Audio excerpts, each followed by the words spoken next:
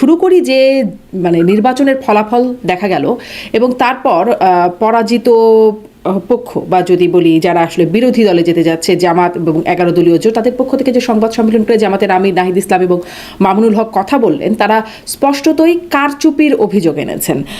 জামাতের আমির বলছেন যে ডকুমেন্ট আছে, রেজাল্ট শিটে ঘষা মাজা হয়েছে এবং এটার জন্য সুনির্দিষ্ট প্রতিকারও তিনি চাইবেন। ব্যবস্থা না নেওয়া হলে প্রতিকার না পেলে বাধ্য হবেন তারা নিজেরাই এখানে ব্যবস্থা নিতে, এরকমটাও বলছেন।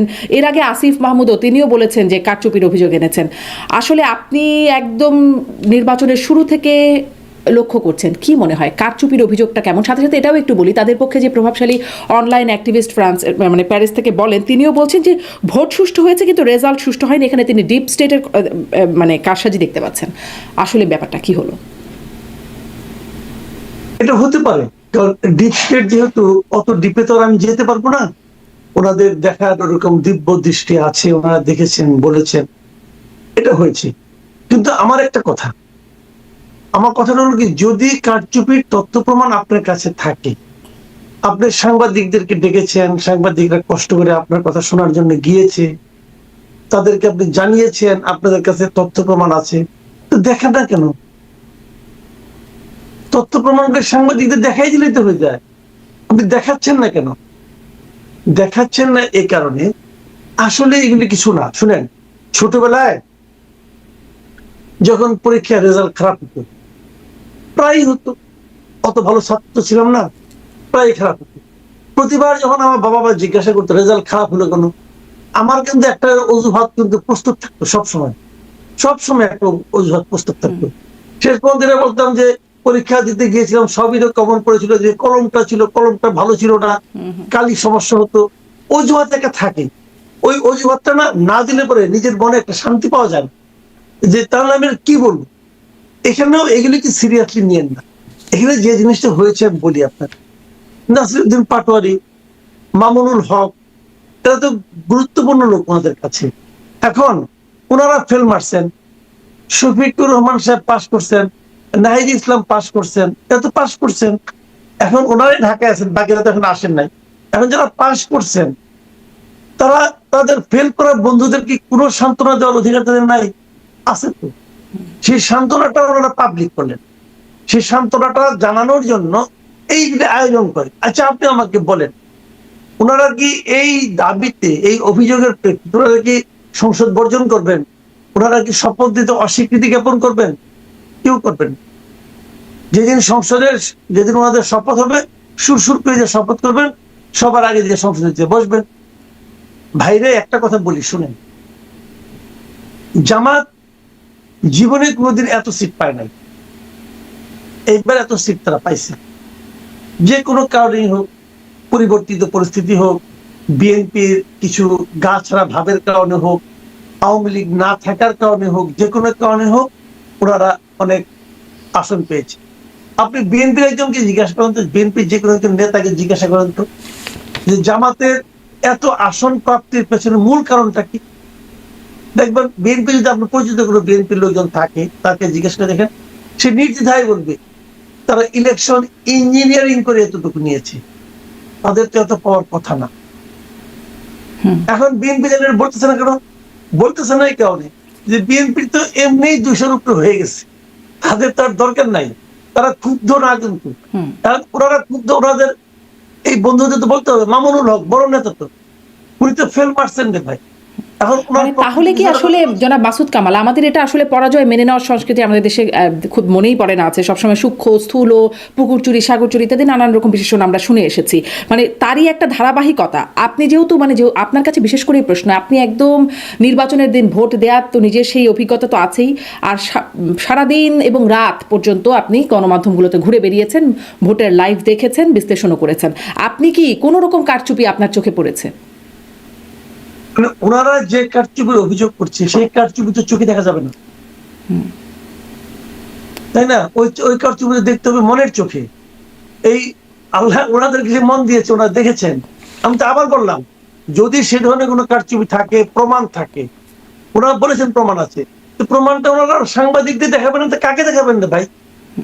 এই যে সাংবাদিকদের দেখানোর কথা আপনি আগেও বলছিলেন, আবারও বলছেন, সাংবাদিকরা কি, আপনার সাংবাদিক হিসেবে বিশ্লেষণ, সাংবাদিকরা কি সঠিক চোখে সঠিকভাবে দেখেছে? যেমনটা আসলে 18 নির্বাচনে দেখতে পায় নাই সাংবাদিকরা, রাতে ভোট হয়ে গেছে তারা দেখতে পায় নাই। বিবিসির দুইটা রিপোর্টই রেফার করতে পারি, এছাড়া খুব একটা পারি না দেশীয় গণমাধ্যমকে রেফার করতে। মানে গণমাধ্যম কি চোখ খোলা রেখে সব দেখতে পেয়েছে এবার? না, এবার কিছু কিছু নিউজ তো এসেছে। যেমন সিলেটের একটা নিউজ দেখলাম, সিলেট 1 আসনের জন্য ওইখানে প্রায় কয়েকজন লোক রাতের বেলা সন্ধ্যার পরে আপনার ভোট কেন্দ্রে গিয়েছিল। এটা নিয়ে এলাকা হইচই আরম্ভ হয়েছে, তারা বলছিল যে ভোট তারা করেছে, আপনার কি বলে সিল মারতে গেছিল। পরে অবশ্য তাদেরকে পুলিশে ধরে নিয়ে গেছে। তারপরের দিন তাদেরকে ছাড়িয়ে আনা যাওয়ার সময় ওখানকার যে জামায়াতের ক্যান্ডিডেট উনি বলেছিলেন ওরা এখানে পরিচয়পত্র আনতে গিয়েছিল। এখন এখানে কোনটা কারণ, কোনটা ঘটনা, কোনটা অজুহাত, এটা তো আমি বলতে পারবো না। এইগুলি বলা বলি চলছে। ওদেরকে পুলিশ যদিও জানি তখনও ছাড়ে নাই। আবার ধরেন কোনো কোনো জায়গায় আমরা তো দেখেছি যে এক ভদ্রলোক সিল বানাতে গিয়ে ধরা খেয়েছেন। তো সিলটা উনি কেন বানাচ্ছিলেন? নিশ্চয়ই কোনো সিল, এই সিলে তো অন্য কোনো কাজ হবে না, হবে না। এটা তো ইলেকশনে ব্যবহারের জন্য সিল। এই সিলটা বানানোর প্রয়োজনটা কি ছিল? তাহলে কি কোনো ব্যালট পেপার ছিল? যদি ব্যালট পেপারে হয় তাহলে সেই ব্যালট পেপারটা কোত্থেকে আসবে? তাহলে তারা ব্যালট পেপার ছাপিয়েছে, ছাপালে পরে ওটা কিভাবে ওখানে দিবে? এগুলি কিন্তু অনেকগুলি কারণ আছে, অনেকগুলি ঘটনা আছে। এই ঘটনাগুলি একটার সঙ্গে একটা জোড়া দিলে কিছু একটা দাঁড়ায়, কিন্তু সেটা কি দাঁড়ায় যতক্ষণ পর্যন্ত আমি স্পষ্ট দেখতে না পারবো, যতক্ষণ পর্যন্ত আমার হাতে একদম তথ্য প্রমাণ না থাকবে, ততক্ষণ পর্যন্ত তো সেই সন্দেহের উপর ভিত্তি করে আমি কোনো সিদ্ধান্তে উপনীত হতে পারবো না, এবং সিদ্ধান্তে উপনীত হওয়া যায়ও না, উচিতও না। তো আমার কথাটা কিন্তু স্পষ্ট। আপনি সাংবাদিকদেরকে ডেকেছেন, ডেকে তাদেরকে আপনি বোঝানোর চেষ্টা করছেন যে কিছু একটা হয়েছে। তো সেটা যে বোঝাচ্ছেন, এটা সাংবাদিকরা বিশ্বাস করবে কেন? আপনার মুখের কথার উপর বিশ্বাস করবে? আপনি বলছেন আপনাদের কাছে তথ্য প্রমাণ আছে। তো আমার প্রশ্ন, সেই তথ্য প্রমাণ কেন আপনি সবাইকে দেখাচ্ছেন না? সবাইকে দেখালেই তো এত আলোচনা লাগে না, তখন তো এত আলোচনা, এত সন্দেহ দরকার পড়ে না। তো বলে দিচ্ছেন না কেন? আপনি দেখবেন কিছু কিছু লোক আছে, বুঝছেন, আমরা আমি বলি, আপনি দেখবেন কিছু কিছু লোক আছে, এই যে এইটা কিন্তু আমি অমুক লোক করেছে, আমি তার নাম বলবো না। আপনি নাম বলবেন না কেন? যদি আপনি নাম না বলতে পারেন তাহলে একজন করেছে আপনি বলবেন। তার মানে আপনি যদি বলেন যে ওখানে অনেকগুলি ব্যবসা, অনেকগুলি স্টুডেন্ট ছিল, তাদের মধ্যে একজন আমাকে বলেছে কিন্তু আমি তার নাম বলবো না, তার অর্থ হলো আপনি কিন্তু সবগুলি স্টুডেন্টকেই সেই সন্দেহের তালিকার মধ্যে ফেলে দিলেন। এটা আপনি পারেন না। এবারে নির্বাচনকে ঘিরে এবং আগে থেকেই, অনেক আগে থেকেই খুব নাম না বলার একটা সংস্কৃতি আছে, যে বোঝানো হচ্ছে কিন্তু নাম কেউ বলছেন না। এই মানে এক লাইনে যদি আপনার কাছে, আচ্ছা আরেকটু এটাও শুনি, এই অভিযোগের মধ্যে জামাতের আমির এটাও অভিযোগ করছে যে 11 দলীয় নেতাকর্মীদের বা সমর্থকদের, তাদের ভোটারদের, এজেন্টদের বাড়িতে বাড়িতে হামলা হচ্ছে, ব্যক্তির উপর হামলা হচ্ছে, বাড়িতে আগুন ধরিয়ে দিচ্ছে, এই অভিযোগগুলো করেছে। আমরা যেমন বিএনপি জামাত জোট সরকার জেতবার পরে 2001 সালেও এরকম বেশ কিছু ঘটনা, তখন সংখ্যালঘুদের উপর হামলা, আক্রমণের ঘটনা দেখেছিলাম আমরা। মানে এইবারও যে অভিযোগ করছে, এটা আপনি কিভাবে দেখছেন? মানে এরকম খুব যে গণমাধ্যমে দেখছি এরকম ঘটনা তা না, আমি অন্তত খুব একটা দেখি নাই। আসলে এই ঘটনাগুলো কতটা মানে কেমন ঘটছে বা কেমন দেখছেন আপনি? আগুন দেখেছেন? আগুনটা কোথায় ধরছে? আগুনটা কোথায় ধরছে বলেন? আচ্ছা, যদি আগুন ঘরে থাকে তাহলে তার জন্য দায়ী কে? দায়ী কে? যে দায়ী তাকে যদি চিহ্নিত করে থাকেন, তার বিরুদ্ধে মামলা করছেন না কেন? অথবা যদি আগুন ধরে সেটা থামানোর দায়িত্ব কার? সরকারের। সরকার তো আপনাদেরই, সরকারকে বলেন না কেন? আপনি প্রেসের সামনে কখন আসবেন? যখন আপনি সরকারের কাছে যাবেন, সরকার কোনো প্রতিকার না করবে, কেউ কোনো প্রতিকার করছে না, কেউ আপনার কথা শুনছে না, তখন আপনি প্রেসের কাছে অভিযোগ করবেন, দেখেন আমার এত বড় ক্ষতি হয়ে গেল, কেউ আমার কথা শুনে না। তখন আপনার এই আহাজারিটা আমি জাস্টিফাইড করে দিই। এর এক পর্যন্ত যেগুলো বলতেছেন এগুলো তো বাদ কি ভাই? জি, স্পষ্ট এগুলো বাদ কি বাদ। জনাব মাসুদ কামাল, আপনি এবার একটু আসি গণভোটের বিষয়ে। মানে এই সাংবাদিকদের কাছে আসলে তথ্য বা চিত্রগুলো উপস্থাপন করা হয় নাই, আপনি বলছিলেন যে থাকলে সেগুলো উপস্থাপন করুন, তাহলে সাংবাদিকরা তথ্যচিত্র নিয়ে দেখাবেন। কিন্তু দেখছিলাম গণভোটের ব্যাপারে বিজনেস স্ট্যান্ডার্ড একটা রিপোর্ট করছে যে সেখানে তাদের বিশ্লেষণ বলছে যে রাজশাহী 4 আসনে গণভোট কাস্ট হয়েছে 244.295%, যেখানে মোট ভোটার 3,19,909 জন, কিন্তু ভোট কাস্ট দেখানো হয়েছে 7,81,523। সিরাজগঞ্জে 1 আসনে সেখানেও ভোট কাস্ট দেখানো হয়েছে মাত্র 7.899%, যেখানে জাতীয় সংসদ নির্বাচনে ভোট পড়েছে 60.83%। নেত্রকোনা 3, নেত্রকোনা 4, নেত্রকোনা 5 আসনেও হ্যাঁ ভোটের সংখ্যা ওই আসনগুলোর মোট ভোটারের চেয়েও বেশি দেখানো হয়েছে। এরকম আরও কয়েকটা আসলে তারা রিপোর্ট দিচ্ছে। আসলে গণভোটের কাহিনীটা কি হলো, মানে 244.295% দেখানো হয়েছে একটি আসনে। আচ্ছা, এটা ওরা যখন দেখিয়েছে, ওরা যখন রিপোর্ট করেছে, রিপোর্ট আমি দেখিনি, কিন্তু গণভোট নিয়ে কিন্তু কাল রাতে 1:30টার সময় আমি একটা টেলিভিশনের টকশোতে ছিলাম, সেখানেও আমরা বিভিন্ন তথ্য পাচ্ছিলাম।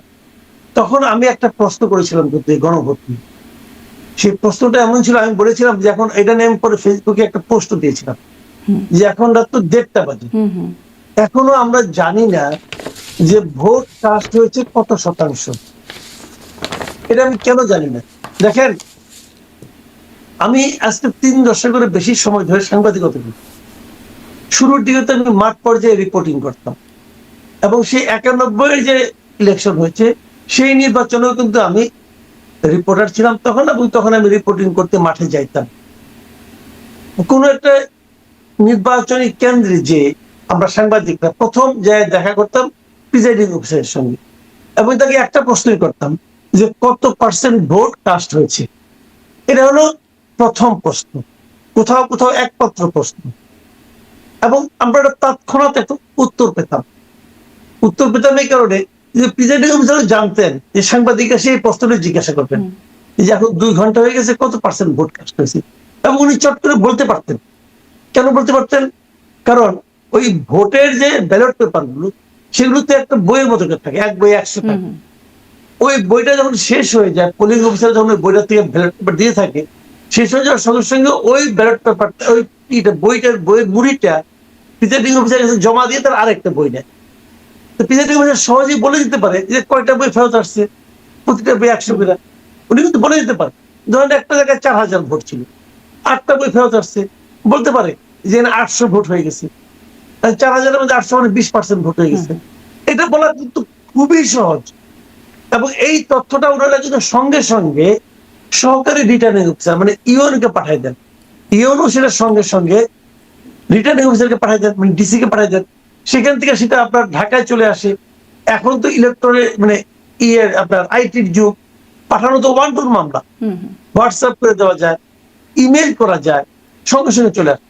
এবং সেই জন্যই দেখা যায় যখন ভোট গ্রহণ শেষ হয়, ধরেন 4টা 5টা যাই হোক না কেন, ভোট গ্রহণ শেষ হওয়ার আগেই সবাই জেনে যায় যে কত শতাংশ ভোট কাস্ট হয়েছে। কিন্তু এইবারের নির্বাচনে সেটা জানানো হয়নি। এই নির্বাচনে জানানো হয়েছে পরের দিন দুপুরের দিকে। কেন? এটাই ছিল আমার ওই পোস্টের প্রশ্ন। আমি সেখানে একটা সম্ভাব্য কারণ দেখেছিলাম যে তাহলে কি এটা এই কারণে যে গণভোটের ভোট কত হবে না হবে, গণভোট কত দেখানো হবে না হবে, তার সঙ্গে একটা সামঞ্জস্য রাখার জন্যই এই বিলম্বটা করা হচ্ছে। এটা হতে পারে, এবং এটাই হয়েছে বলে আমার ধারণা। তা না হলে এই ভোট কত কাস্ট হয়েছে এটা বলার জন্য যদি আপনাকে প্রায় 18 ঘন্টা অপেক্ষা করতে হয়, তাহলে সেইটার মধ্যে একটা ঝামেলা আছে। এবং এই যে বিজনেস স্ট্যান্ডার্ড এবং আরো অনেকে আপনি পাবেন, এরকম আরো অনেক পেতে থাকবেন।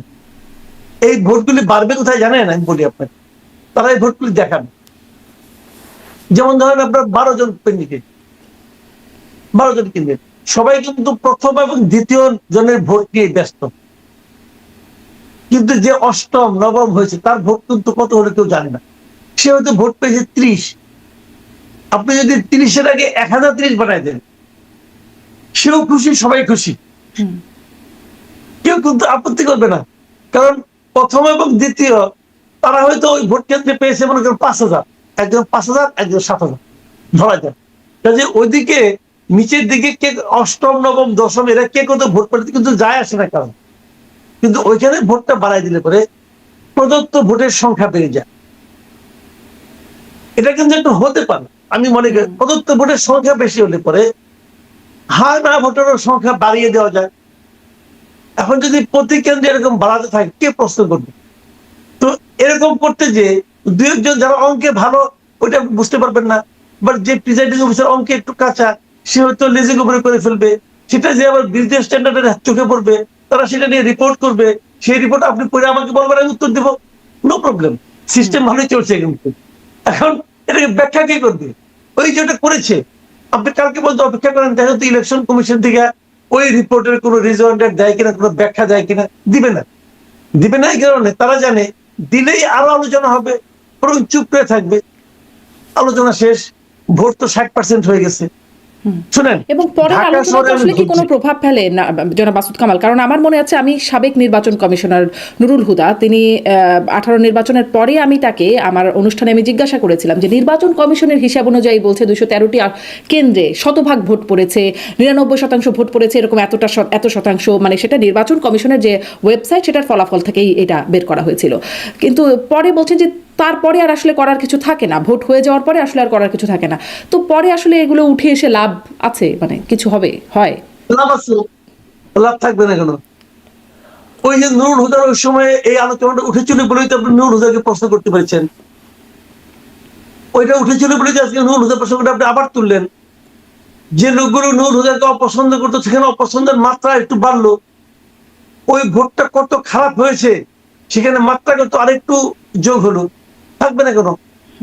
ভাই কোনো কিছুই ফেলে না নয়, এই সবগুলি থেকে যায়, মানুষের মনে থেকে যায়, কাগজে কলমে থেকে যায়, ওই লোকটাকে বিচার করার সময় এটা আলোচনায় চলে আসে।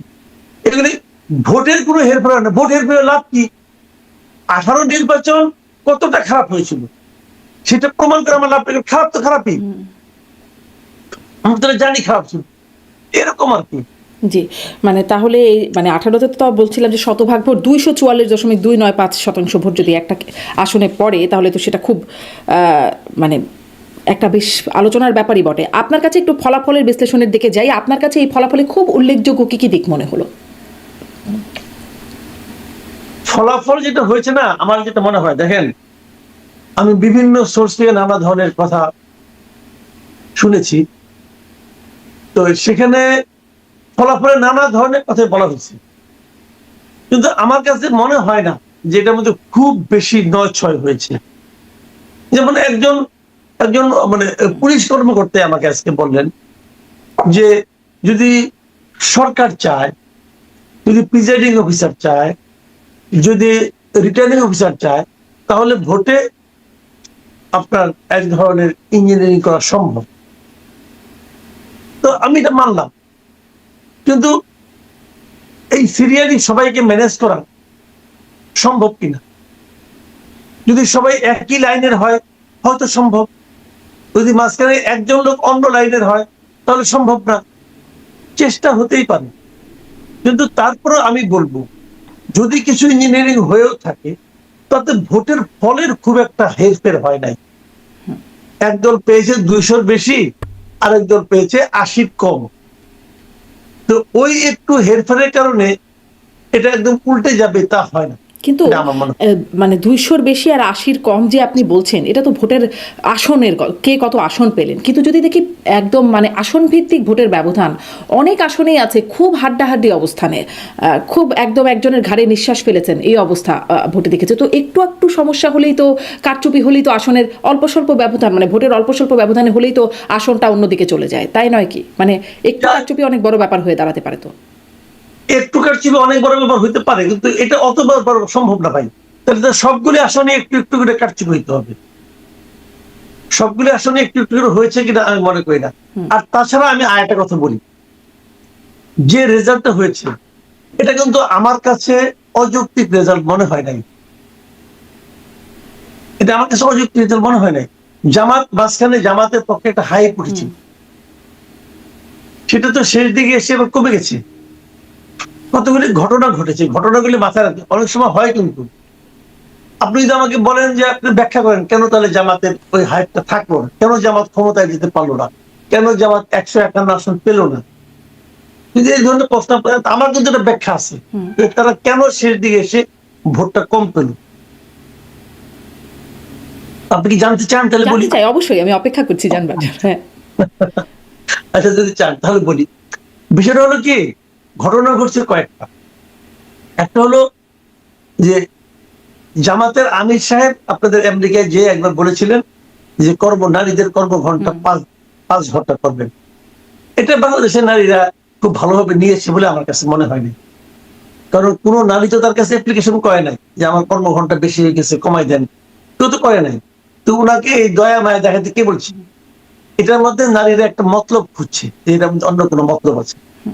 তিনি অবশ্য স্পষ্ট করে নারীদের তিনি আসলে মায়েদের কর্মঘণ্টার কথা বলেছেন, মানে কর্মজীবী মায়েদের। সেটাও বলেন, তাতেও মারা খুশি হবে না। তাতেও মারা খুশি হবে না। আমার অভিজ্ঞতা অন্যরকম। কোনো মাই বলে না যে আমার তুমি কম কাজ দাও, এটা এটা মারা খুশি। কারণ মারা জানে যে এই কম কাজের অজুহাতে একসময় তাকে বাদ দিয়ে দেওয়া হবে, একদম। কাজে এটাতে সে যাবে না। দ্বিতীয় যে কথাটা আমি বলি আপনাকে, যে জামাতের সাতক্ষীরা একটা আসনের একজন প্রার্থী নির্বাচনের 2 দিন আগে বিবিসি কে একটা ইন্টারভিউ দিয়েছিলেন। সেখানে উনি বলেছিলেন যে যদি জামাত ক্ষমতায় যায় তাহলে মেয়েদের এই পর্দা প্রথাটা ওনারা খুব শক্তভাবে চালু করবেন, এবং তখন কোনো নারী মাহারাম ছাড়া কোথাও বেরোতে পারবে না। এবং যদি সে অন্য ধর্মের নারী হন তবুও তাকে মাহারাম নিয়ে বেরোতে হবে। এই বিষয়গুলো নারীরা খুব আনন্দের সঙ্গে গ্রহণ করেছেন বলে আমার কাছে মনে হয় না। এবং অনেক নারী এই ঘটনায় তারা বিরক্ত হয়েছেন অথবা অপছন্দ করেছেন। এখানে নারী ভোট কিছু কমেছে। হিন্দু ভোটগুলো, বাংলাদেশে এখনো কিন্তু 7 to 8% হিন্দু ভোট আছে। হিন্দু ভোটগুলো একচেটিয়া ভাবে বিএনপি পেয়েছে। এর কারণ হলো গিয়ে যে হিন্দু ভোট হয় বিএনপি দিতে হয় অথবা জামাতকে দিতে হয়, আর তো কোনো ক্যান্ডিডেট ছিল না। তো হিন্দুরা ভেবেছে আমাদের জামাতের চেয়ে বিএনপি ভালো। হিন্দুরা যে জামাতকে ভোট দেয় নাই তার জলজন্ত প্রমাণ হলো ওনাদের একজন হিন্দু প্রার্থী ছিল কৃষ্ণ নন্দী, তিনি ফেল মেরেছেন। তিনি যে আসনে দাঁড়িয়েছিলেন ওই আসনে সব সময় কোনো না কোনো একজন হিন্দু জয়লাভ করেন, কারণ ওখানে হিন্দু জনগোষ্ঠীর এক ধরনের সংখ্যাগরিষ্ঠতা আছে। সেখানে ওই হিন্দু সাহেব এবার ফেল মারছেন। তার মানে ওখানকার হিন্দুরা কৃষ্ণনন্দীকে ভোট দিবে কিনা দিবে তার আগে বিবেচনা করেছে আমরা দাঁড়িপাল্লায় ভোট দিব কি দেবো না, এবং দাঁড়িপাল্লায় তারা ভোট দেয় নাই। হিসাবটা কিন্তু সিম্পল একদম। তো এই 7% ভোট যদি একটা দল পেয়ে যায়, 7-এর মধ্যে যদি 6% পেয়ে যায়, তাহলে কিন্তু অনেক ভোট পেয়ে যায়। এবং ওই ভোট, ওই যে আপনি বলেন না হাড্ডাহাড্ডি লড়াই হয়েছে, হয়তো ভোটের অঙ্কে অত পার্থক্য হবে না, কিন্তু আসনের অঙ্কে অনেক পার্থক্য হয়ে যায়। যেমন 2001 সালের কথা আপনার মনে আছে? 2001 সালে বিএনপি পেয়েছিল 2,28,00,000 ভোট। এর মাধ্যমে তারা আসন পেয়েছিল 193টা, আর আওয়ামী লীগ পেয়েছিল 2,23,00,000 ভোট। মাত্র 5 লাখ না আরো কম, 4 লাখ সামথিং। এই ভোট কমের জন্য আওয়ামী লীগ পেয়েছিল 62টা আসন। আসলে কত হেরফের হয়ে গেছে লক্ষ্য করেন। কাজে ওই আসনে হাড্ডাহাড্ডিতে 500, 600, 1000 এরকম ভোটের ডিফারেন্স কিন্তু একটা আসন চলে যায়। তো সেরকম হতে পারে। কাজে এখানে 6% ভোট তো অনেক, যে কারণে আসনের অনেক হেরফের হয়ে গেছে। এগুলো লজিক্যাল রে ভাই। আরো কিছু ঘটনা আছে, আরো কিছু ঘটনা এরকম। ইলেকশনের ঠিক আগে 2-3 দিন আগে হেফাজতে ইসলামের যে আমির আছেন, এই যে মিস্টার বাবুনগরী, মুহিবুল্লাহ বাবুনগরী, উনি হঠাৎ করে বললেন জামাতে ভোট দিলে ইমান থাকবে না। তো ওনারও তো কিছু অনুসারী আছে, অনেক মুসলমান আছে সুন্নিপন্থী, তারাও মনে করে জামাতকে ভোট দিলে অনেক সমস্যা হবে। এইগুলি কিন্তু প্রভাব ফেলেছে। এই প্রভাবটা আপনি কিন্তু অ্যাভয়েড করতে পারবেন। তো যে কারণে আবার ওই যে নারী নেতৃত্ব নিয়েও কিন্তু জামাতের আমিরের একটা বক্তব্য আল জাজিরায় উনি ইন্টারভিউ দিয়েছিলেন, সেখানে উনি কিছু কথাবার্তা বলেছেন, সেটাও একটা প্রভাব ফেলেছে। এগুলো হলো জামাতের যে নেগেটিভ দিকগুলো। আবার বিপরীত দিকে আপনার তারেক রহমান আসার পরে ওনার ক্যারিশমার কারণে কিছু ভোট বিএনপিতে বেড়েছে বলে মনে করা যায়। আবার আওয়ামী ভোট জামাত হারিয়েছে এনসিপির কারণে। জামাত এনসিপির সঙ্গে জোট করায় এনসিপি লাভ হয়েছে, জামাতের কোনো লাভ হয় নাই, কারণ এনসিপি নিজস্ব কোনো ভোট ব্যাংক নাই, যে কারণে এনসিপির সঙ্গে করাতে বরং আওয়ামী ভোটগুলো হারাইছে। কারণ আওয়ামী লীগের জন্য সবচেয়ে অপছন্দের দল হলো এনসিপি। ওরা মনে করে আজকে ওদের আজকের এই দুরবস্থার জন্য এনসিপি দায়ী, যে কারণে এনসিপির সঙ্গে যুক্ত হতে আওয়ামী ভোট তারা হারিয়েছে। কিন্তু আওয়ামী লীগ তো বলে আসলে জামাত, সবসময় তো জামাতের নামই বলে। যখন যদি ধরেন আওয়ামী লীগের নেতাদের কথা শুনি বা তাদের প্রধানের কথা শুনি, তখন তো জামাতের কথা বলে। ডক্টর ইউনূস সরকার, ডক্টর ইউনূস এবং জামাত, এই কথাগুলোই তারা বলে। এনসিপি কে তারা আসলে জামাতেরই ব্রাঞ্চ বলেই মনে করে। হ্যাঁ, আগে মনে করতো, এনসিপি জামাতে যোগ দেওয়ার পরে তারা কনফার্ম হয়েছে যে এরাই আসলে গুপ্ত জামাত, এটা বলেন। যে কারণে জামাতের ভোট কমার অনেকগুলি কারণ আছে, জামাতের ভোট বাড়ানোর কিছু কারণ আছে। জামাতের ভোট তো বেড়েছে, এগুলি বাড়লো কিভাবে? এই ভোটগুলি বাড়ছে বেসিক্যালি 24-এর পরে, 24-এর 5ই আগস্টের পরে জামাতের ভূমিকাটা ছিল খুব ইতিবাচক, বিশেষ করে ইয়াং জেনারেশনের কাছে। তারা কোনো ধরনের লুটপাটে চাঁদাবাজিতে লিপ্ত ছিল না, এইটা কিন্তু ইয়াং জেনারেশন লোকজন পছন্দ করেছে। এই কারণে জামাতের ভোট বেড়েছে, একদিকে বেড়েছে একদিকে কমেছে, কিন্তু দুটো মিলিয়ে জামাতের ভোট ধরার আগে ছিল 10, ধরার এভারেজ আগে 10% ভোট, সেটা 1 গুণ 2 গুণ 3 গুণ 3 গুণও যদি বাড়ে তাও তো 30%। আমার ধারণা হিসাব কিতাব করলে হয়তো টের পাওয়া যাবে, আমার ধারণা জামাতের ভোটে 30%-এর মধ্যে হবে। কিন্তু 30% ভোট দেওয়া বাংলাদেশে ভোটে জেতা যায় না, জিততে হলে 40-45 পেতে হয়। আমার ধারণা এবার বিএনপি 50% ভোট পেতে পারে, আমি জানি না ঠিক, ভোট অনেক পাবে তার। ভোট বেড়েছে কিন্তু জেতার মতো ভোট হয় না। আপনি বলছিলেন এনসিপির কথা, একটু এনসিপি প্রসঙ্গে। আপনি 1 বছর আগে আমার অনুষ্ঠানে সার্জিস আলম তখন বলছিলেন যে এক ফ্যাসিস্টকে বিদায় করেছে, আরেক ফ্যাসিস্টকে ক্ষমতায় বসাতে না। এই প্রসঙ্গে একটা প্রশ্ন করেছিলেন, আপনি বলেছিলেন যে চ্যালেঞ্জ করেছিলেন সার্জিস আলমকে, বলেছিলেন যে 10টা আসন পাবেন তখন। এখন দেখা গেল আসলে এনসিপি 6টা আসন পেয়েছে। 1 বছর আগের সেই বক্তব্য, মানে আপনার কি মনে হয়? শুনেন, আমি বলি আপনাকে, তখন আমি খুব উদার ভাবে বলেছিলাম, আমি যদি মানে আপনার খুবই কনজারভেটিভ হইতে বলতাম, তাহলে এনসিপি যদি একা নির্বাচন, কথা মাথায় রেখেন, এনসিপি যদি একা নির্বাচন করতো, এনসিপি 1টা কি 2টা আসন পাইতো কিংবা পাইতো না। একা নির্বাচন করতো, এনসিপি একা নির্বাচন করে নাই। এনসিপি জামাতের একটা রিজার্ভ ভোট সব জায়গায় পেয়েছে, তো জামাতের তো রিজার্ভ ভোট আছে অনেক জায়গায়, যে কারণে এনসিপি জিতেছে জামাতের কারণে। এনসিপি একা নির্বাচন করলে এনসিপি জিততে পারতো না, এনসিপি নিজস্ব ভোট নাই তো। আমার বিবেচনায় এনসিপি 2টো জায়গায় মোটামুটি কিছু ভোট পেত। একটা হলো আপনার হাসনাত আব্দুল্লাহ আসনে, আর একটা হলো আপনার হাতিয়াতে আব্দুল হান্নান মাসুদের আসনে। এই 2টা আসনে এনসিপি নিজস্ব কিছু ভোট থাকতেও পারে তাদের ব্যক্তি ইমেজের কারণে। বাকি আসনগুলি এনসিপি জিতেছে জামাতের ভোটে। জি, স্পষ্ট, নিশ্চিত থাকবেন। জি, স্পষ্ট আপনার বিশ্লেষণ। একটু ওই মানে ফলাফলে আরো দিকের মধ্যে ওই যে হাড্ডাহাড্ডি লড়াই বলছিলাম, এমনকি কিছু বিষয় খুব মানে কি একটু অবাক করা লাগলো। যেমন ধরেন একদম বিএনপি চেয়ারপারসন তারেক রহমান, তার সাথে জামাতের যে প্রার্থী ঢাকা 17 আসনে ডক্টর খালিদুজ্জামান, তিনি তার যে ভোটের পার্থক্য সেটি 5,400, মানে তারেক রহমান পেয়েছেন 72,699 আর খালিদুজ্জামান পেয়েছেন 68,300। এত মানে পার্থক্যটা খুব কম মনে হচ্ছে না? মানে চেয়ারপারসন তারেক রহমান হিসেবে এটা কেমন মনে হয় আপনার? জি, এই আসনটা, এটা কিন্তু অনেকে এই আসন সম্বন্ধে অনেকে কিন্তু ভুল ধারণা আছে। ভুল ধারণা এরকম, অনেকে মনে করে গুলশান বনের অভিজাত এলাকার আসন। এখানে বড় বড় 3টা বস্তি আছে এবং এই বস্তিতে অনেক ভোট, অনেক ভোট। তো যে কারণে ওখানে খালিদুজ্জামান সাহেব ওখানে অনেক বছর ধরে কাজ করছেন। তারেক রহমান সাহেব তো এখানে মাত্র কাজ করা শুরু করছেন 2 মাস হয় না, এবং এখানে তারেক রহমান ইলেকশন করবেন এরকম কোন ধারণা কিন্তু তার দলের পক্ষ থেকে এই এলাকার মানুষকে আগেও জানানো হয়নি। তারেক রহমান সাহেব কিন্তু এখানে শেষ মুহূর্তে এসে এখানে প্রার্থী হয়েছে। এর কতগুলি টেকনিক্যাল বিষয় কিন্তু আছে, এটা একটা বিষয় আছে, যে কারণে এখানে জামাত কিছু ভোট পাবে, এটা স্বাভাবিক। কিন্তু পার্থক্যের যে এটা পরিমাণ মানে মাত্রাটা, এটা আসলে আমাকেও একটু বিস্মিত করেছে। আমি নিজেও ভাবিনি যে এতটা হবে। কিন্তু অনেক সময় না ভোট, আপনি বিভিন্ন ভোট তো বিভিন্ন পকেটের উপর ডিপেন্ড করে। কি কারণে করে আমি জানি না, কিন্তু এখানে কিন্তু আমাকে একটু বিস্মিত করছে, কিন্তু এর ঘটনা তো ঘটেছে। এটা থেকে হয়তো বিএনপি একটা শিক্ষা নেবে। বিএনপি নিশ্চয়ই এই ভোট প্রাপ্তি এবং এই জয়টাকে, এই যে কানের কাছ দিয়ে গুলি চলে যাওয়া, এটাকে নিয়ে নিশ্চয়ই তারা গবেষণা করবেন, তারা কি পাবেন এবং নিশ্চয়ই তারা সেভাবে প্রস্তুতি দিবেন।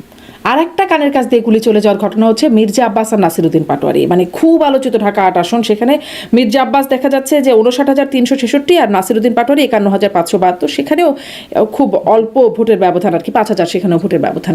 এটাও কি আপনাকে বিস্মিত করে? এটা আমাকে অতটা বিস্মিত করে না। এটা আমাকে বিস্মিত করে যে মির্জা আব্বাস এই এলাকায় অনেক বছর ধরে কাজ করছে, অনেক বছর। এখানকার উনি এমপি ছিলেন, উনি ঢাকার মেয়র ছিলেন। তো একটা লোক যখন অনেকদিন ধরে থাকে না, অনেকদিন ধরে এক এলাকায় থাকেন, তখন উনি ওখানে কিছু সত্য তৈরি করেন, কিছু মিথ্য তৈরি করেন, দুটাই কিন্তু হয়। এবং মির্জা আব্বাসের যে কোনো বদনাম নাই, একদম উনি যে ফেরেশতা তুল্য ব্যক্তি তা তো নয়। এতদিন একসঙ্গে কাজ করলে হতেই পারে ওনার কিছু নেগেটিভ ভোট তৈরি হতেই পারে। ওখানে তো গত কয়েক বছর ধরে সাবির হোসেন চৌধুরী তো খুব জনপ্রিয় ব্যক্তি, তো তারও কিছু ভোট থাকতে পারে। আমি জানি না আসলে কি হয়েছে। সেই ভোটার গুলো তো মারা যায় নাই, তাই না? ওগুলো তো আছে এখানে। কাজে সব ভোট যে উনি পাবেন, কোনো যে নেগেটিভ ভোট কোথাও চলে যাবে না, এটা বলা বড় কঠিন। আমার মনে হয় যে এখানে হয়েছে। তারপরেও আমি বলবো যে নাসিরুদ্দিন পাটোয়ারির বৈশিষ্ট্যটা, তার বৈশিষ্ট্য হলো প্রতিদিন সকালে ঘুম থেকে উঠে একদম নিয়মিত ভাবে মির্জা আব্বাসকে নানা রকম, মানে আপনার অনেক টাইম বলবো যে খুব বিকৃত ভঙ্গিতে সমালোচনা করতেন, কটু কথা বলতেন, অশ্লীল কথাবার্তা বলতেন। কেবল এই যোগ্যতার কারণে এত ভোট পাওয়াটা আমার কাছে অস্বাভাবিক লাগছে। জি, এবং জামাতের পক্ষ থেকে বলা হচ্ছে এই আসনে আসলে আরও বেশি বা তারই হয়তো জিতবার কথা, এরকম একটা ধারণাও দেখা যাচ্ছে। জামাতের আমিরও বলেছে নাসিরুদ্দিন পাটোয়ারির এই আসনের কথা, খুব অল্প ব্যবধানে। আমি একটু আপনার কাছে আরও একটা দুটো, মানে জাতীয় পার্টি একটা আসনও পেল না, এটা কি আপনার কাছে কেমন মনে হয়? মানে সংসদের বিরোধী দল, একসময় রাষ্ট্র ক্ষমতায় ছিল এই দলটি, তারা একটি আসনও পেল না। এটা আমার কাছে দুটো কারণ মনে হয়। দুটো কারণের মধ্যে প্রথমত যে কারণটা আমি বলবো সেটা হলো যে জাতীয় পার্টি কিন্তু কোনো প্রচারণা চালাতে পারেনি। তারা নির্বাচনে অংশ নিয়েছে বটে, কিন্তু তারা যে ভোটের জন্য যে প্রচারণা চালানো, এটা তারা পায়নি। প্রচারণা চালাতে গেলেই তারা কিন্তু নানা ধরনের মবের শিকার হচ্ছে। তো এটা একটা কারণ হতে পারে, মানুষ তো চায় তাদের কাছে আসবে। আরেকটা কারণ হলো জাতীয় পার্টির এই মানে ফলাফল, এটা আমাকে মানে খুব দুঃখিত করে নাই। দুঃখিত করে নাই এই কারণে, জাতীয় পার্টিতে বেসিক্যালি একটি চরিত্রহীন দল। কারণ ওনাদের তো নিজস্ব কোনো চরিত্র নাই, ওনাদের নিজস্ব কোনো আলো নাই। তারা অন্যের আলোয় আলোকিত হতো। এখন যার আলোয় আলোকিত হতো তার তো এখন সূর্যগ্রহণ হয়ে গেছে, আর তো সে চন্দ্র। সূর্যগ্রহণের সময় চন্দ্র কি ভূমিকা রাখবে, তাহলে সে অন্ধকার হয়ে গেছে। এবং আরেকটা জিনিস হলো কি জানেন, যে তারা মানে অন্যের আলোয় আলোকিত হতে হতে নিজে যে একটা যে লতানো গাছের মতো, এখন নিজে আর দাঁড়াতে পারে না, দাঁড়াতে ভুলে গিয়েছে। এটাও জাতীয় পার্টির জন্য একটা শিক্ষার ব্যাপার। তারা আবার দাঁড়াতে পারে কিনা, নেতৃত্বের দুর্বলতা আছে। জাতীয় পার্টির যিনি প্রধান, তিনি নিজেই তো ভোট দেন নাই। উনি তো নিজেই ওনার ভোটটা দেন নাই বলে শুনেছি, আমি শিওর না। আমাকে একজন বললো উনি নাকি নিজেই ভোট দিতে যান নাই। তাহলে উনি তৃতীয় হবেন না তো কি হবে? লোক এমনি এমনি আপনাকে ভালোবাসবে, আপনি কিছুই করবেন না, কিন্তু আপনাকে আমাকে ভালোবাসতে হবে। ওই একতরফা প্রেম একবার দুইবার হয়, প্রতিবার হয় না। জি, স্পষ্ট। নির্বাচনে ভোট পড়েছে ৫৯.৪৪%। কি মনে হয়, মানে আওয়ামী লীগ যে হ্যাঁ, আওয়ামী লীগ যে নো ভোট ক্যাম্পেইন করলো, তাতে কতটা সাড়া হলো, পেল? দেখেন, সরকার যেটা বলেছে যে ৬০ কত সামথিং, আমার কাছে মনে হয় এটা একটু বাড়ানো আছে। আমার এত ভোট পড়েছে বলে আমার কাছে মনে হয়। কারণ যদিও এটা আমার একটা ভুলও হতে পারে, কারণ আমি তো ঢাকায় ভোট দিয়েছি। ঢাকায় ভোটের হার আমার মনে হয় ৩০% উপরে হয়নি। এটা আমার ঢাকা, আমার হিসেবে সারা দেশে এটা বেড়ে বড় যে ৪০ হতে পারে। যেহেতু তারা প্রায় ১৮ ঘন্টা পরে এই ভোটের হারটা প্রকাশ করেছে, অতএব আমি মনে করি আমার সন্দেহ করার মতো কারণ আছে। তারা আগে প্রকাশ করলো না কেন? আগে প্রকাশ করতো, সঙ্গে সঙ্গে প্রকাশ করতো। সঙ্গে সঙ্গে প্রকাশের ক্ষেত্রে কি বাধা থাকতে পারে? সাধারণত সঙ্গে সঙ্গেই প্রকাশ করা হয়। হ্যাঁ, মানে সাধারণত সঙ্গে সঙ্গেই প্রকাশ করা হয়, ভোট শেষ হওয়া বা সব সময় পরেই প্রকাশ আগেই প্রকাশ না, হ্যাঁ। সব সময় ভোটের রেজাল্ট আসার আগেই কত শতাংশ ভোট পড়েছে এটা বলা হয়।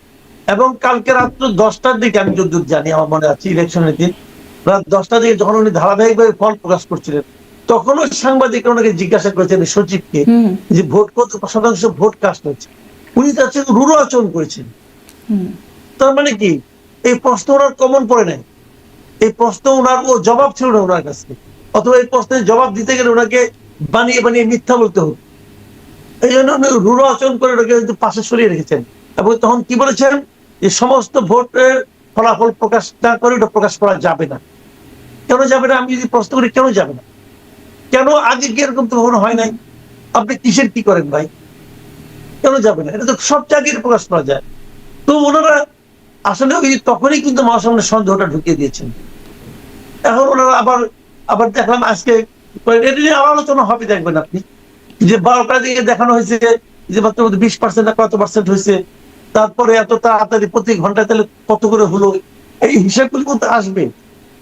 জি, আপনার কাছে এই একদম শেষের দিকে এই প্রশ্নটা জানতে চাই যে 2/3 আসন পেয়ে এবার বিএনপি, গতবার মানে 2008 সালের পর 8 সালে 2/3 আসন পেয়ে আওয়ামী লীগ গিয়েছিল, তার একটা পরিণতি মোটামুটি দেশবাসীকে ভুগতে হয়েছে। 2/3 আসনে এখন বিএনপি, কেমন মনে হয় আপনার কাছে দেশের পরিস্থিতি বা পরিণতি কেমন হবে?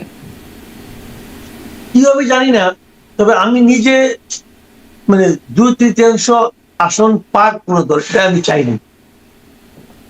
আমি আগে একবার প্রিডিকশন দিয়েছিলাম বিভিন্ন জায়গায়, একবার না মানে অনেক জায়গায় দিয়েছিলাম, সব জায়গায় আমি একই হিসাব দিয়েছিলাম যে আমার বিবেচনায় বিএনপি পাবে 70 থেকে 80টা, বিএনপি না সরি আমি ভুল বললাম, আমার বিবেচনায় জামাত ইসলাম পাবে 70 থেকে 80টা, বিএনপি পাবে 170 থেকে 180টা, এটা ছিল আমার হিসাব।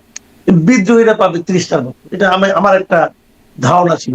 আমার ধারণা ভুল হয়েছে, বিএনপি বিদ্রোহীরা মাত্র 7টা আসন পেয়েছে। তো এটা আমার একদমই, আমি এখানে ভুল হিসাব করেছি। জামাত ইসলাম এটা ঠিক আছে, বিএনপির ওইগুলি বিদ্রোহীগুলি যোগ হয়ে এখানে তাদের 200 ক্রস করেছে। আমি 200 ক্রস করুক কেউ এটা চাই না, আমি চাইনি। এখানে আমি মনে করি ওই যে একটা আপনার গান আছে না যে সব পেলে নষ্ট জীবন, তো এটার ওই জিনিস, আপনি সব পেয়ে গেছেন না। ধরেন আপনি একটা শপিং এ গেলেন, শপিং সেন্টারে যে আপনি যা যা কিনতে চান, আপনার যদি ওটা প্রাইস ট্যাগ দেখতে না হয়, মানে আপনার হাতে এত টাকা যে প্রাইস ট্যাগ আপনি না দেখলেও চলবে, যে এটা দাও ওটা দাও ওটা দাও বললেন, আপনি নিয়ে চলে আসলেন, কার্ড দিয়ে পে করে চলে আসলেন, আপনি এত টাকা, এটা এর মধ্যে আনন্দ নাই, এটা উচিত না। আপনি যদি হিসেব করে কিনেন ওটার মধ্যে আনন্দটা আছে। তো আমার এখানে কি হয়েছে, বিএনপি কিন্তু এখন ধরেন সংসদে যখন বসবে, ওই বিরোধী দলের লোকরা কি বলছে না বলছে তাদের পাত্তা না দিলেও চলবে, কারণ তার নিজেরই এত সদস্য আছে, তারা ইচ্ছা করে যে কোনো সময় যে কোনো কিছু সংবিধানে চেঞ্জ করতে মানে পারে। আবারও কি স্বৈরাচার হয়ে যাওয়ার কোনো আশঙ্কা দেখেন? আশঙ্কা দেখি না, আমি আশঙ্কা দেখি না, বাট আমি সেটা হওয়ার সম্ভাবনাও দেখি না, কিন্তু ওইটা হওয়ার মতো মানে আপনার ওখানে উপাদান আছে, স্বৈরাচার হওয়ার মতো উপাদান আছে। এখন সেই উপাদানগুলি আপনি ব্যবহার করবেন কি করবেন না, সেটা আপনার রুচি, আপনার বুদ্ধিমত্তা এবং আপনার যে নৈতিকতা, তার উপর হয়তো নির্ভর করবে। দেখেন আমি একটা উদাহরণ দিয়ে বলি আপনাকে, 2001 থেকে 2006 জোট সদস্য মিলে আপনার মানে ওদের কিন্তু বিএনপির কিন্তু 200 উপরে ছিল। তারা একটা সম্পূর্ণ অপ্রয়োজনীয় সংশোধন কিন্তু সংবিধানে করেছিল, মনে আছে আপনার? বিচারকের বয়স 65 থেকে বাড়িয়ে 67। এটা কি বিচারকরা দাবি করছিল? বিচারকরা কি অনশন করছিল যে আমাদের অবসর বয়স 65 থেকে 67 করো? এটা এমন একটা পরিবর্তন যেটা করার জন্য সংবিধান সংশোধন করতে হয়েছে, এবং এটা নিয়েই কিন্তু পরবর্তী সময়ে নানা হইচই, 111 অমুক তমুক কত কিছু। তত্ত্বাবধায়ক সরকার ব্যবস্থা বিতর্কিত হওয়ার সূত্রটাই ওখানে। তাহলে ওটা করতে গেল কোনো তারা জানে আমার তো কোথায় মেজরিটি আছে, আমাদের করে নেই, আমার মতো করে একজনকে নিয়ে আসবো, দেখেন সামান্য কিন্তু কিন্তু এটা যদি না থাকতো তখন তাদের জন্য কিন্তু এই কারণটা ঘটতেও না, এত কিছু হতেও না। তো এইগুলি আসলে যেমন আওয়ামী লীগের আমলে কি হয়েছে, 2/3 মেজরিটি ছিল বলে তো তারা তুলি মেরে তত্ত্বাবধায়ক সরকারের ব্যবস্থাটাকে বাতিল করে দিল।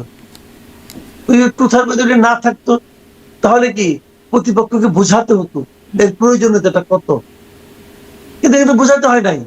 এক ব্যক্তি মনে করেছে আমার করা দরকার, করে নিছে। তাহলে আপনি আসলে আশঙ্কাটা যে করছেন না বা সম্ভাবনাটা যে দেখছেন না, যদিও বলছেন উপাদান আছে, কিন্তু আশঙ্কাটা কেন করছেন না? রেকর্ড তো, পাস্ট রেকর্ড তো এরকমই যে সুযোগ থাকলে দলগুলো তাদের সুবিধা মতো ব্যবহারের মানে করেছে। দলগুলো না, নেতারা। এটা আমি দলের দোষ দিই না, নেতার দোষ দিই।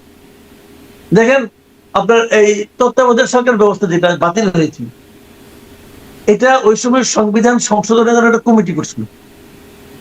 এই কমিটির রিপোর্টে কিন্তু এটা বাতিল করতে বলে না। ওই কমিটিতে সুরঞ্জিত সেনগুপ্ত ছিলেন, আমরা সাদিয়া চৌধুরী ছিলেন, আরো অনেকে ছিলেন।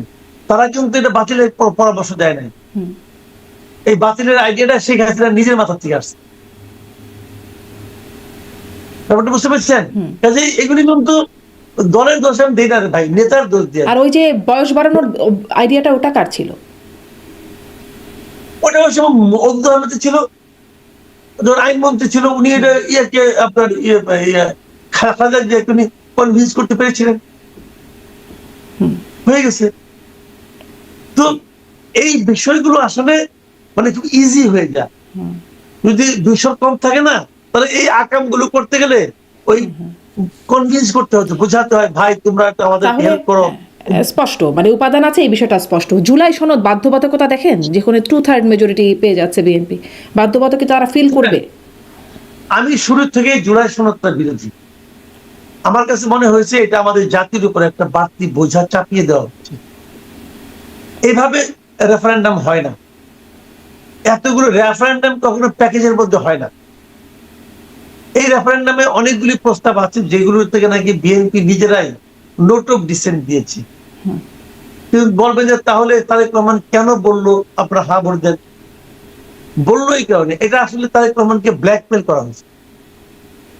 ব্ল্যাকমেলটা কে? নির্বাচনের আগে যদি তারেক রহমান হা ভোটের কথা না বলতো, তখন তারা বলতো এই দেখেন আপনি স্বৈরাচারের দোষক।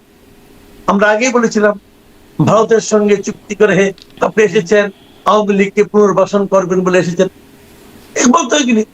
তাহলে নির্বাচনে একটা খারাপ একটা ইমেজ তৈরি করতে পারত। বিএনপি আমার বিবেচনায় জুলাই সনদ যেভাবে আছে হুবহু এভাবে তাদের পক্ষে চাইলেও সম্ভব না। তারা চাইবে ওরা, কারণ অনেকগুলো ইস্যুতে তাদের নোট অফ ডিসেন্ট আছে, সেইগুলিকে গায়ের জন্য এখানে ঢুকাই দেওয়া হয়েছে। উচ্চ কক্ষ এবং উচ্চ কক্ষ পিয়ার পদ্ধতিতে হবে, এই পিয়ার পদ্ধতির কথা বিএনপি একবারও স্বীকার করে নাই। এখন বিএনপি স্বীকার করে নাই বলে বিএনপিটাই ভালো, তা কিন্তু আমি বলছি না। যেমন আমার ব্যক্তিগত মত, আমাকে যদি জিজ্ঞাসা করেন, আমি কিন্তু পিয়ার পদ্ধতিতে উচ্চ কক্ষ হওয়ার পক্ষে, আমি পার্সোনালি পক্ষে, বিএনপি পক্ষে না। এখন আমি বলবো আমি ঠিক, হ্যাঁ আমি মনে করি আমি ঠিক। বিএনপি যে ঠিক, বিএনপি বলবে যে আমি যে নিম্ন কক্ষের আনুপাতিক হারে করতে চাই, এটা তো এদেশের 2/3 মেজরিটি আমাকে দিয়ে জনগণ প্রমাণ করেছে আমি ঠিক। যদি বিএনপি বলে দেশের মানুষটা আমাকে ম্যান্ডেট দিয়েছে, আমি তো এটা আমার ইশতেহারে প্রকাশ করছি, সেই ইশতেহার নিয়ে আমি জনগণের কাছে গেছি, জনগণ ম্যান্ডেট দিচ্ছে, দিয়ে বলছেন হ্যাঁ তুমি ঠিক আছো, তাহলে বিএনপি কি তার ইশতেহার বাস্তবায়ন করবে? আবার ওদিকে গণভোটে তো ম্যান্ডেট দিয়েছে, হ্যাঁ ভোট দিয়েছে, ভালো কথা, মানলাম। বিএনপি কাছে কোনটা বড়? বিএনপি বলে ওখানে কি 2/3 মেজরিটি আছে, আমার এখানে আছে। বিএনপি বলে ওইটা কি জনগণ বুঝে দিয়েছে, আমার এই জনগণ বুঝে দিচ্ছে। আপনি কি বলবেন ভাই? এই তো অবসান কোথায়? জি জি, এটা খুবই, হ্যাঁ এই জুলাই সনদটা এভাবে জনগণের উপর চাপাইয়ে দেওয়াটা, তখন আবার আরেক প্রসঙ্গ আসবে যে রেফারেন্ডামই তো না সংবিধান বিরোধী। রেফারেন্ডাম জিনিসটা কি সংবিধান আছে? নাই তো। তখন যখন আলোচনা বিকট আকার ধারণ করবে না, তখন এক একজন এক এক রকম যুক্তি দিবে, বলবে চার এক কাজ করেন, চলেন আমরা আদালতের কাছে যাই। যাবেন সুপ্রিম কোর্টের কাছে। বিএনপি কি আর আদালতের কাছে যাওয়ার মতোই অবস্থানে থাকবে? কারণ তারাই তো হ্যাঁ পক্ষে বলেছে, তারা তো স্বাক্ষর করেছে জুলাই সনদে, তারা কি আর আমি তো ইস্তারে বলছি আমি এটা করবো না। তার জন্য কোনটা বেশি জরুরি? হেল্পের তো স্বাক্ষর জামাত করছে, জামাতের মধ্যে লেখা আছে যে ওরা তারা 5 জনকে দিবে, মেয়ে প্রতিনিধি দিবে। জামাতের দিছে, দিছে দেয়নি তো 5%। তো কি হয়েছে ভাইরে?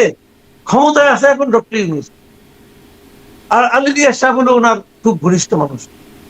আলী রিয়াজ ইচ্ছা প্রকাশ করছেন যে এটা পাস করাইতে হবে, ডক্টর ইউনূস এটা সবার সামনে খাড়া করে দিচ্ছে।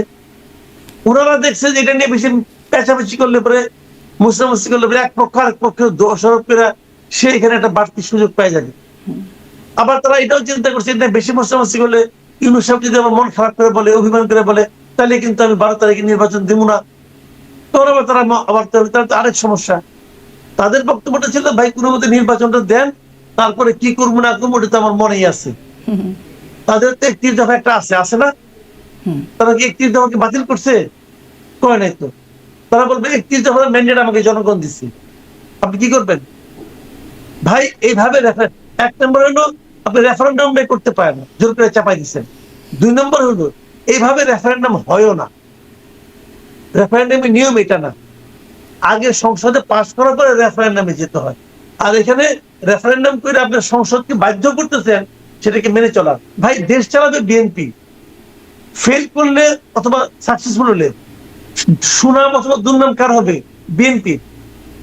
বিএনপি বলে দেশ চালাবো আমি, জবাবদিহিতা আমার, 5 বছর পরে পরীক্ষা আমার, কিন্তু আমাকে চলাইতে হবে আপনার আইন অনুযায়ী, আপনার দেখাই দেওয়া পথে। আমি যদি তখন বলি যে না আমার কোনো দোষ নাই, সব দোষ আলী রিয়াজের ওই জুলাই সনদের, কেউ মানবে? আপনি বলবেন যে 30টা পলিটিক্যাল পার্টি ছিল এই নির্বাচনে, 30টা পলিটিক্যাল পার্টির কয়জনকে চিনে বিএনপি জনগণ? 6টা পার্টি কিছু কিছু পাইছে, পদ পাইছে, বাকিগুলি কই? ধুলায় অন্ধকার। তার মানে আসলে বিষয়টা হচ্ছে বিএনপি তাই করবে যা বিএনপি করতে চায়, বা বিএনপির 31 দফায় যেরকমটা তারা মনে করেছে।